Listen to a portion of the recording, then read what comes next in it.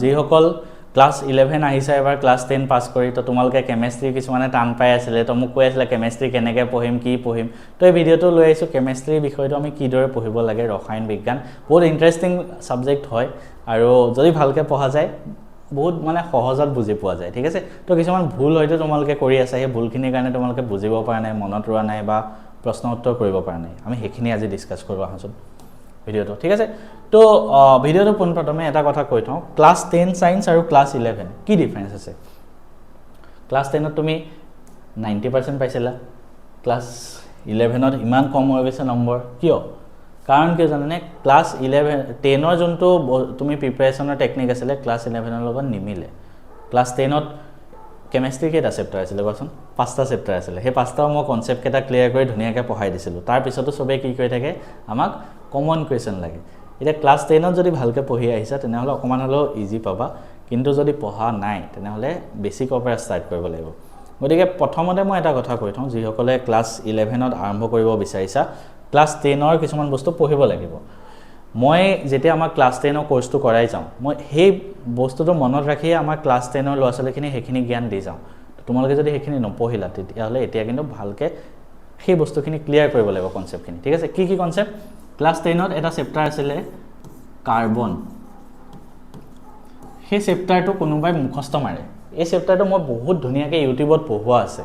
ঠিক আছে ইউটিউবত ফ্ৰীতে পঢ়োৱা আছে তোমালোকে ইউটিউবত চাবা আমাৰ সায়েন্স প্লেলিষ্টত ক্লাছ 10 ত এই চেপ্টাৰটো ইংলিছতো লিখা আছে বেছিখিনি ইংলিছতে লিখা আছে ইয়াত তো এই চেপ্টাৰটো তোমালোকে কমপ্লিট কৰা যদি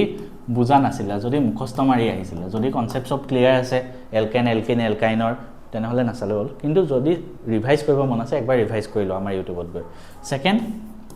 সেকেন্ড চেপ্টাৰ 5 টো যোনটো পিৰিয়ডিক টেবুলৰ কোৱেশ্চন চেপ্টাৰ আছিলে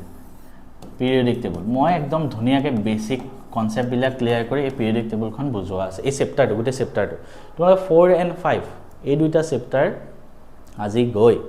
তোমালোকে ইউটিউবত চোৱা এই দুইটা চেপ্টাৰ মই পঢ়োৱা আছে এনেকৈ মাৰি দিবা class 10 science chapter 5 maths and physics sub class 10 science chapter 4 maths and physics sub তো এই দুটা বস্তু চাই লোৱা ঠিক আছে তেতিয়াহে তোমালোকে ক্লাছ 11 ত আগবাঢ়িব পাৰিবা ভালকৈ এই দুটা কনসেপ্ট যদি ক্লিয়াৰ আছে then we can move to দা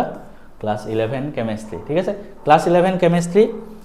তিনটা পাৰ্টত বিভক্ত হয় এটা ক্লাছ 11 কেমিষ্ট্ৰি তিনটা পাৰ্টত বিভক্ত হয় কি সেই তিনটা পাৰ্ট আমি দেখাই দিম একবাৰ এটা ফিজিক্যাল কেমিষ্ট্ৰি এটা অৰ্গেনিক কেমিষ্ট্ৰি এটা ইনঅৰ্গেনিক কেমিষ্ট্ৰি এটা কি হয় ন মই একবাৰ দেখাই দিছো এটা ফিজিক্যাল কেমিষ্ট্ৰি এটা অৰ্গেনিক কেমিষ্ট্ৰি এটা ইনঅৰ্গেনিক কেমিষ্ট্ৰি ঠিক আছে তিনটা পাৰ্টত ক্লাছ 11 টো কেমিষ্ট্ৰিখন আমি ভাগ কৰিব ফিজিক্যাল কেমিষ্ট্ৰি কেনেকুৱা যোনে অংক ভাল পায় কি কৰি ভাল পাব তো ফিজিক্যাল কেমিষ্ট্ৰিত সাম বেছি থাকে যেনেকৈ চেপ্টাৰৰ এক্সাম্পল যদি মোক ক'ব দিয়া থাৰ্মোডাইনামিক্স ইকুইলিব্ৰিয়াম মই বহুত ভাল পাইছিলোঁ এইখিনি ঠিক আছে আৰু অংক বেছিভাগ ফৰ্মুলা থাকে কনসেপ্ট বুজিব লাগে ৰিয়েকশ্যনবিলাকৰ মেকানিজমবিলাক বুজিব লাগে তাৰপিছত আমি ধুনীয়াকৈ ইয়াৰ এনসাৰবিলাক লিখিব কৰিব পাৰোঁ মানে অংক বেছি আহে তো এন্ট্ৰেন্সতো ইমান বেছি টান প্ৰশ্ন নাহে ইয়াৰ পৰা ঠিক আছে এটা কথা মনত ৰাখিবা তুমি যদি জেডব্লিউ বা নিট দিয়া মেথছ জেডব্লিউ যেনেকৈ মেথছ আৰু ফিজিক্স আহিব আৰু কেমিষ্ট্ৰি সবত তুমি মেথছত যিমানে চুকা নোহোৱা লাগিলে কিন্তু কেমিষ্ট্ৰিয়ে তোমাক বচাব লাষ্টত ঠিক আছে গতিকে কেমিষ্ট্ৰি কনসেপ্ট ক্লিয়াৰ কৰি যাবা তেতিয়াহে কেমিষ্ট্ৰিয়ে বচাব তোমাক আৰু ইয়াৰ পৰা ইমান টান প্ৰশ্ন নাহে কিন্তু যেটো ভালকৈ মজা লাগিব তোমালোকক কৰি তাৰপিছত অৰ্গেনিক কেমিষ্ট্ৰি কেনেকুৱা তাত ৰিয়েকশ্যন বহুত থাকে ষ্ট্ৰাকচাৰ বহুত থাকে তো ষ্ট্ৰাকচাৰবিলাক বুজিব লাগিব ৰিয়েকশ্যনবিলাক বুজিব লাগিব ৰিয়েকশ্যনবিলাক কেনেকৈ হয় তো এইবিলাক অৰ্গেনিক কেমিষ্ট্ৰি পাৰ্টত আহে ঠিক আছে আৰু ইনঅৰ্গেনিক কেমিষ্ট্ৰি কেনেকুৱা মুখস্থ বেছি মাৰিব লাগিব ইয়াত কি হ'ব লাগিব আমি মুখস্থ বেছি মাৰিব লাগিব যেনেকুৱা পি ব্লক এছ ব্লক এলিমেণ্টছবিলাক সেইবিলাক ঠিক আছে তো আমি এটাকৈ আমি বস্তুখিনি চাই যাওঁ আহা এতিয়া ক্লাছটোৰ মাজতে মই এটা কথা ক'ব বিচাৰিছোঁ আমাৰ ক্লাছ 11 ৰ মেথছ আৰু কেমিষ্ট্ৰি দুইটাই কোৰ্স আছে মেথছটো মই নিজে পঢ়াওঁ কেমিষ্ট্ৰি তোমালোকক বহুত ভাল টিচাৰ এজনে পঢ়ায় তেখেতৰ নাম হ'ল জ্যোতিষমান তেখেত NIT শিলচৰ ষ্টুডেণ্ট চ' যোনে JEE ক্ৰেক কৰি NIT পৰা মই পাছ কৰিলোঁ তেওঁ এতিয়া NIT ত পঢ়ি আছে তো সেইবিলাক ষ্টুডেণ্টৰ পৰা তোমালোকে 11 ৰ কনসেপ্টখিনি ক্লিয়াৰ কৰা মোৰ পৰা তেওঁৰ পৰা আমি অকল এবাৰ মেথছ আৰু কেমিষ্ট্ৰি ৰাখিছোঁ ফিজিক্সটো ষ্টাৰ্ট কৰিছিলোঁ যদিও যোনজন টিচাৰ আছিলে তেওঁ ইমান মানে ৰেগুলাৰলি যেহেতু ভিডিঅ'খিনি দিয়া নহ'লে তেওঁ নিদিলে গতিকে সেইবাবে মই বন্ধ কৰি ৰাখিছোঁ ঠিক আছে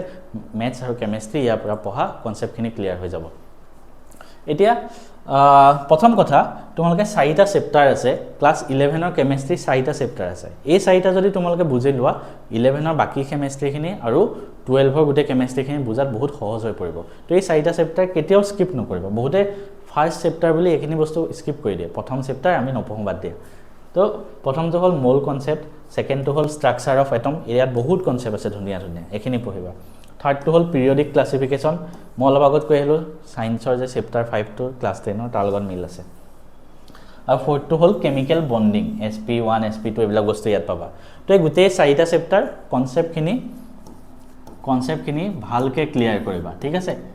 এই 4টা চেপ্টাৰ যদি তোমালোকে কনসেপ্ট ক্লিয়াৰ কৰিব পাৰা তেনেহলে তোমালোকৰ বাকিখিনি পঢ়াত অলপমান হলেও ইজি হৈ পৰিব ঠিক আছে আৰু জাম্প কৰি নাযাবা সিৰিয়ালি বস্তুবিলাক কৰি যাবা তোমালোকৰ মনত ৰাখোতে ভাল হ'ব এতিয়া আটাইতকৈ ডাঙৰ কথা আমি কেনেকৈ পঢ়িব লাগে ক্লাছ 11ৰ কেমিষ্ট্ৰি আমি কেনেকৈ পঢ়িব লাগে সেই বস্তুটো মই এতিয়া তোমালোকক দেখাব গৈ আছো ধুনীয়াকৈ মনোযোগ দি চাবা ঠিক আছে কেনেকৈ পঢ়িব লাগে প্ৰথমতে 30 মিনিট সময় তোমালোকে কি কৰিবা এনসিআৰটি প্ৰথম এনসিআৰটি পঢ়া যিকোনো এটা চেপ্টাৰ যেনেকৈ ধৰা তোমালোকে কেমিকেল বন্ডিং চেপ্টাৰটোৱে সদায় এটা টাৰ্গেট কৰিবা যেতিয়া কেমিষ্ট্ৰি নপঢ়া কন্টিনিউয়াছলি 2 ঘণ্টা পঢ়িবা 2 ঘণ্টাতকৈ কম সময় নহবই ঠিক আছে যিকোনো এটা টপিক কাৰণ এটা চেপ্টাৰ এনেও 2 ঘণ্টাত শেষ নহয় তাৰে এটা সৰু টপিক উঠোৱা সেই টপিকটো প্ৰথম 30 মিনিটত এনসিআৰটি কিতাপখনৰ পৰা পঢ়া কাৰণ কেমিষ্ট্ৰি এনসিআৰটি কিতাপখন ইমানো টান নহয় এনসিআৰটি পঢ়িব পাৰি ফিজিক্সখনে টান হয় তো এনসিআৰটি পঢ়িলা তাৰপিছত কি কৰিবা পঢ়া হ'ল যি ইম্পৰ্টেন্ট লাগিলে নোট কৰি গলা ঠিক আছে এখন বহি বনোৱা নিজে নোট কৰিবা যি ইম্পৰ্টেন্ট লাগে তাৰপিছত এই বস্তুখিনি তোমালোকে হয়তো বুজি পোৱাত সমস্যা হ'ব পাৰে তাৰপিছত এই বস্তুখিনি আকৌ এবাৰ কি কৰিবা ৰেফাৰেন্স বুক পঢ়িবা নেক্সট 30 মিনিট সেম টপিকটো ৰেফাৰেন্স বুকৰ পৰা পঢ়িবা মই কি ৰেফাৰেন্স বুক ইউজ কৰিছিলো মই প্ৰদীপছ ইউজ কৰিছিলো কেমিষ্ট্ৰিৰ বাবে তো তোমালোকে যোনখন মন যায় ইউজ কৰিবা তো এই বস্তুখিনি সেম ৰেফাৰেন্স বুকৰ পৰা পঢ়া এতিয়া কথাটো হ'ল এই টপিকটো তুমি ৰেফাৰেন্স বুকৰ পৰা পঢ়িলা ঠিক আছে তাৰ মাজত তুমি আমাৰ ক্লাছ 2 চাব পাৰা এই 30 মিনিটৰ ৰেফাৰেন্সখন নপঢ়ি আমাৰ ক্লাছ 2 চালে হ'ল আমাৰ ক্লাছ 2 ৰেফাৰেন্স বুকৰ পৰাই পঢ়োৱা হয় 11ৰ কেমিষ্ট্ৰি তো এই দুইটা কাম হ'ল তাৰপিছত এই দুইটা কাম তোমাৰ 1 ঘণ্টাত শেষ কৰা ঠিক আছে তাৰপিছত কি কৰিবা 45 মিনিট তাৰপিছত 1 ঘণ্টা হৈ গ'ল তাৰপিছত 45 মিনিটছ আমি কি কৰিব লাগিব কোৱেশ্চন এনসাৰ প্ৰেক্টিছ কৰিব লাগিব কোৱেশ্চন এনসাৰ প্ৰেক্টিছ নকৰিলে আমাৰ বস্তু মনতে নৰয় তো এই টপিকটো তুমি 1 ঘণ্টা পঢ়া 45 মিনিট ইয়াৰ কোৱেশ্চন এনসাৰ কৰা কেনেকৈ কৰিবা এই ৰেফাৰেন্স কিতাপখনতে কি থাকিব তোমাৰ কোৱেশ্চন কিছুমান থাকিব তাতে থাকিব ঠিক আছে এটা টপিক শেষ হ'ল তাতে সেই টপিকটো পাৰ্টিকুলাৰ কোৱেশ্চন থাকিব সেই কোৱেশ্চন এনসাৰখিনি নিজে প্ৰেক্টিছ কৰা তাতে লাগিলে নোটছত লিখিও ৰাখা কিবা এটা যদি নতুন প্ৰশ্ন পালা নোটছত লিখিও ৰাখা ঠিক আছে তো এনেকৈ 1 ঘণ্টা 45 মিনিট হ'ল আৰু লাষ্টৰ 15 মিনিটত নোটছ বনোৱা মানে এইবিলাক লিখোতে কৰোতে 15 মিনিট যাব ন সেইটো কাৰণে 15 মিনিট কৈছো যি ইম্পৰ্টেন্ট পালা 15 মিনিটত এখন বহিখনত নোটছ বনাই যোৱা সেইখিনি কাম হ'ল সেইখিনি তুমি ডেইলি কৰা তাৰপিছত কি হ'ব তোমাৰ এটা চেপ্টাৰ কমপ্লিট হৈ যাব অলপ দিন পিছত ধৰা এটা চেপ্টাৰ কমপ্লিট হওঁতে তোমাৰ 10 দিন লাগিল কোনো কথা নাই 10 দিন লাগিল সেই 10 দিনৰ পিছত গোটেই চেপ্টাৰটো কমপ্লিট হ'ল তাৰপিছত সেই চেপ্টাৰটোৰ এনসিআৰটি কুৱেশ্যনবিলাক অলপমান চোৱা এবাৰ যেহেতু বোৰ্ড নালাগে 11ত বোৰ্ডৰ কাৰণে নম্বৰ নালাগে তো এনসিআৰটি অলপ চলপ চালে হ'ল তাৰপিছত তাৰ ওপৰত JEE বা নিটৰ কুৱেশ্যন প্ৰেক্টিছ কৰা সেই পাৰ্টিকুলাৰ চেপ্টাৰটো ক'ৰ পৰা কৰিবা আমাৰ যে ডিপিপি আছে প্ৰত্যেক চেপ্টাৰ প্ৰত্যেক টপিকৰ পৰা JEEৰ বাবেও আছে আৰু নিটৰ বাবেও আছে তো সেই ডিপিপিখিনি তোমালোকে ধুনীয়াকৈ প্ৰেক্টিছ কৰা ঠিক আছে তো এনেকৈ তোমালোকৰ কেমিষ্ট্ৰি প্ৰত্যেকটো চেপ্টাৰ ধুনীয়াকৈ ইজিলি হৈ গৈ থাকিব চিন্তা কৰিব নালাগে ঠিক আছে ইমান বেছি চিন্তা কৰিব নালাগে অৰ্গেনিক কেমিষ্ট্ৰি বহুতে টান পায় অৰ্গেনিক কেমিষ্ট্ৰি কেনেকৈ মুখস্থ কৰি মাথাৰ ওপৰে যায় বুলি ভাবে কেমিষ্ট্ৰিত প্ৰথম কথা অৰ্গেনিক কেমিষ্ট্ৰি মই এটাই কথা কৈছোঁ অৰ্গেনিক কেমিষ্ট্ৰি বস্তুটো এনেকুৱা তুমি ৰিয়েকশ্যনটো মুখস্থ কৰিব নহ'ব তো কি কৰিব লাগিব যেনেকৈ মেথছৰ এটা ফৰ্মুলা মই কেতিয়াও মুখস্থ কৰিব নকওঁ সেই ফৰ্মুলাটো কেনেকৈ আহিছে সেইটো চাবা সিমিলাৰলি অৰ্গেনিক কেমিষ্ট্ৰি যে ৰিয়েকশ্যনটো হ'ল সেই ৰিয়েকশ্যনটো হওঁতে কি মেকানিজম আছিলে সেইটো পঢ়িলা আমি কি পঢ়িম এই ৰিয়েকশ্যনটো কিয় হয় why does the reaction occur কিয় হয় কিবা বস্তু লগ লাগিলে তেতিয়া হ'ব ইয়াৰ উপৰি সেই ৰিয়েকশ্যনটো হ'বৰ কাৰণে হয়তো কিছুমান আমি এক্সট্ৰা বস্তু এডো কৰিব লাগিব ৰিয়েকশ্যনটো ঠিক আছে তো সেইখিনি তুমি পঢ়িবা তাৰপিছত কোনটো বন ব্ৰেক হয়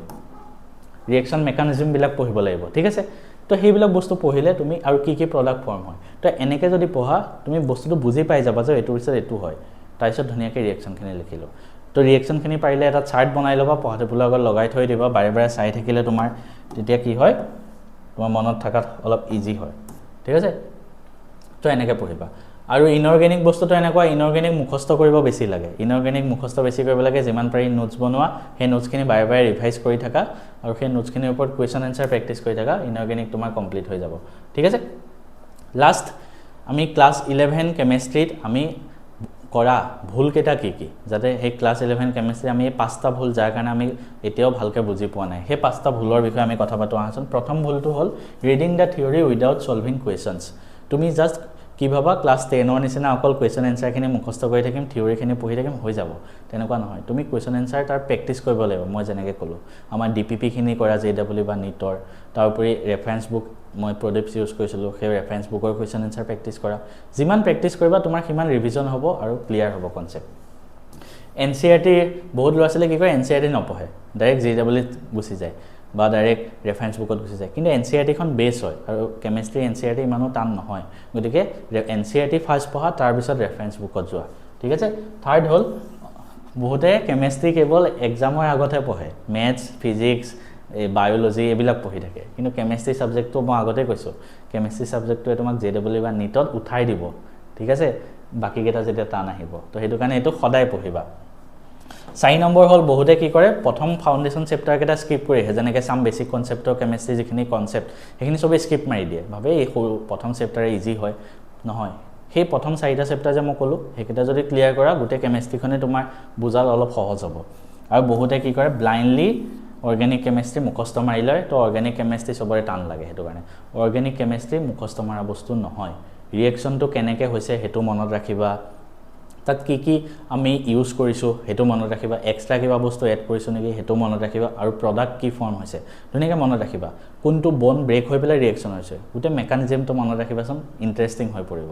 তো এই ভিডিঅ'টো কেনেকুৱা লাগিল জনাবা আৰু যদি এনেকুৱা কিবা ভিডিঅ' লাগে মই তোমালোকক বনাই দিম আৰু আমাৰ কেমিষ্ট্ৰি কোৰ্সটোত জইন হৈ লোৱা জলদি ক্লাছ কিন্তু আৰম্ভ হৈ গৈছে ক্লাছ 11 বা 12 ষ্টুডেণ্ট আছে তোমালোকৰ কাৰণে মই দুটামান ইনফৰমেশ্যন দি দিওঁ ক্লাছ 11 আমাৰ মেথছৰ কোৰ্স আছে ক্লাছ 11 মেথছৰ কোৰ্স আছে ফিজিক্সৰ কেমিষ্ট্ৰিও আছে এই গোটেইখিনি তোমালোকে ল'ব পাৰে য'ত মই মেথছ গোটেই ৰেকৰ্ডেড ক্লাছ পঢ়াম আৰু লাইভ ডাউট সেশন থাকিব আৰু ইয়াতে তোমালোকৰ ইয়াৰ উপৰি আমাৰ JW DPP সেটছ আছে আৰু নিটৰ DPP সেটছ আছে ঠিক আছে JW DPP সেট নিটৰ DPP set JW physics chemistry maths সবৰে ইয়াতে physics chemistry biology 11 12 class 11 and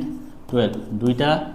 stream মানে দুইটা ইয়াৰ পৰাই ইয়াতে প্ৰত্যেকটো চেপ্টাৰৰে PYQ ওপৰত বেছ কৰি MCQ দিয়া আছে ই-বুক এটা চেপ্টাৰ ওয়াইজ এটাচ কৰা আছে এটা টপিক ওয়াইজ এটাচ কৰা আছে প্ৰায়